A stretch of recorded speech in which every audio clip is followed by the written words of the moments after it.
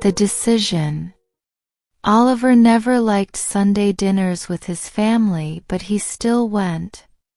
He wasn't sure why. Maybe out of habit. Maybe because it was easier than explaining why he didn't want to be there. His parents had a way of making him feel like a child, even though he was 32. And his sister Clara always asked the same questions. When will you settle down? When will you buy a house? When will you get a real job? That night, he sat at the dinner table, nodding as his mother talked about her garden and his father complained about taxes. He chewed his food slowly, waiting for the moment Clara would start. It didn't take long. She looked at him with her usual mix of curiosity and disapproval. "So, Oliver, what are you doing these days?" He could already hear her thoughts. Still dreaming? Still wasting time? He smiled, pretending not to notice her tone. "I'm working on something new." His father put down his fork. "Something new? What happened to the last thing?" Oliver took a sip of wine before answering. "I let it go.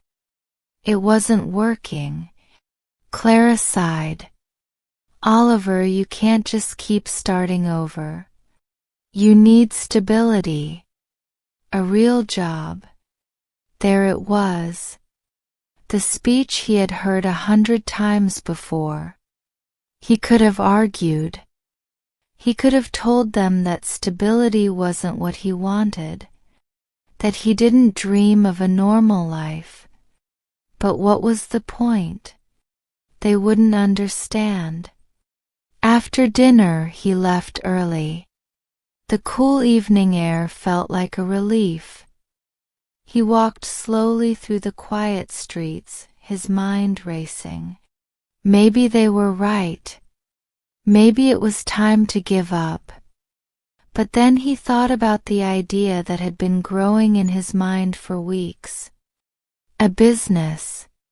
His own business. Something that mattered to him. Something that could work. He pulled out his phone and opened his notes app. Plans, ideas, things he wanted to build. Could he really do this? Doubt crept in. He thought about the times he had failed before. The projects that never took off. The jobs he had left behind. But then he heard another voice, his own but stronger. "You've never been this close before. You know more now. You are ready." He took a deep breath. He had a choice. He could listen to his family, take a safe job, and live a life that wasn't really his. Or he could take the risk, follow his own path, and see where it led. Oliver looked up at the sky. The night was dark, but somewhere in the distance he could see the city lights. He smiled. He had already made his decision. The next morning, Oliver sat in his small apartment, staring at his laptop. The business idea was there, waiting for him. A coaching service for young professionals who felt stuck, just like he had so many times before. He had spent months reading, researching, and planning. But now came the hardest part, starting. He opened a blank document. The cursor blinked. Where do I even begin? The self-doubt from last night returned. Clara is right. You never finish anything. Why would this be different? He closed his eyes and took a deep breath. Because this time I want it more. He started typing. A name for the business. A short description of what he offered. Ideas for content. His hands moved faster now, words flowing. He imagined his first clients, people feeling lost, searching for guidance. People like me a few years ago. Hours passed. His coffee went cold. His phone buzzed, but he ignored it. He was in a flow. When he finally leaned back in his chair, he had something real.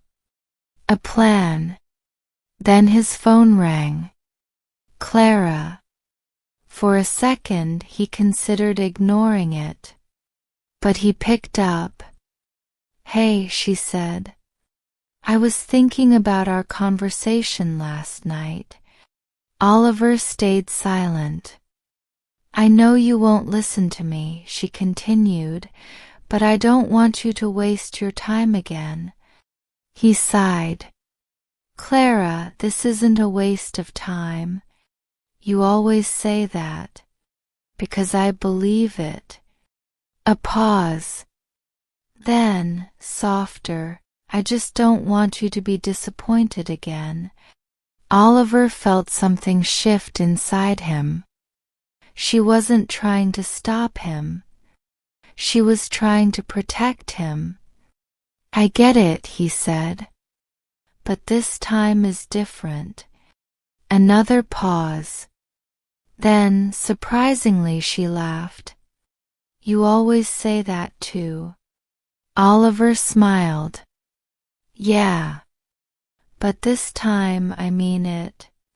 After they hung up, he looked at his laptop screen. The first step was done. Now it was time for the next one. Oliver sat in a quiet cafe, his laptop open in front of him. His business website was almost ready: logo, services, contact page. Everything was there. He hovered over the publish button. It was a simple click, but it felt like a huge leap. For a moment, doubt crept in. What if no one cared? What if he failed again?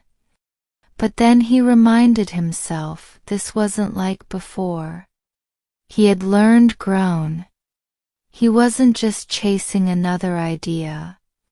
This time it meant something. He clicked. The website was live. A deep breath followed. A sip of coffee. He glanced around the cafe, watching people lost in their own worlds. Across the room, a man in a dark suit spoke on the phone, his voice frustrated. He kept repeating one word: stuck. The exact feeling Oliver wanted to help people escape. Then his phone buzzed, a message from an old friend, Amir. He had seen the website. He was impressed. And more than that, he knew someone who might need Oliver's help. A potential first client. Oliver's heartbeat quickened. Just this morning, the business had been an idea. Now, someone out there was considering reaching out. Someone needed guidance. And for the first time, Oliver wasn't just thinking about success. He was stepping into it. Excitement replaced fear. He had started. And this time he wasn't going to stop.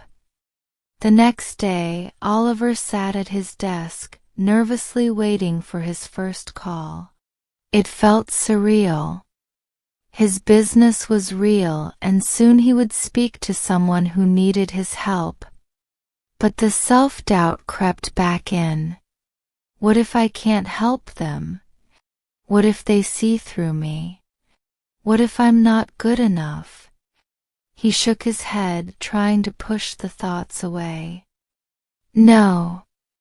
I'm ready for this. His phone rang. He picked it up quickly, his pulse racing. It was Mark, the potential client. The voice on the other end was warm but tired, like someone who had been carrying a heavy load for too long. Mark explained that he was feeling lost, stuck in a job he didn't enjoy, and unsure of how to move forward. Oliver listened carefully, nodding even though Mark couldn't see him. "I know exactly how you feel," he thought. "I've been there." He focused on Mark's words, offering simple advice and encouraging him to take small steps toward change. He didn't have all the answers, but he knew how to ask the right questions. He spoke with calm confidence, drawing from the knowledge and skills he had spent months building. As the call ended, Mark sounded lighter. "Maybe this could work. Maybe I can change." Oliver hung up, letting out a breath he hadn't realized he was holding. The call had gone well. It wasn't perfect, but it had felt real. He had made a difference, even if just a small one. He sat back in his chair, staring at the screen again. His business was no longer just an idea. It was happening. This was the moment he had been waiting for, and Oliver knew one thing for sure: he wasn't going to stop now. Weeks passed and Oliver's business grew. Slowly at first, but steadily. He worked long hours, learning more with each new client. There were challenges, of course. There were days when he felt unsure of himself, days when he wondered if he was doing the right thing. But those moments became fewer and fewer. Each time he helped someone make a breakthrough, he remembered why he started. It wasn't about the money. It wasn't about proving something to his family.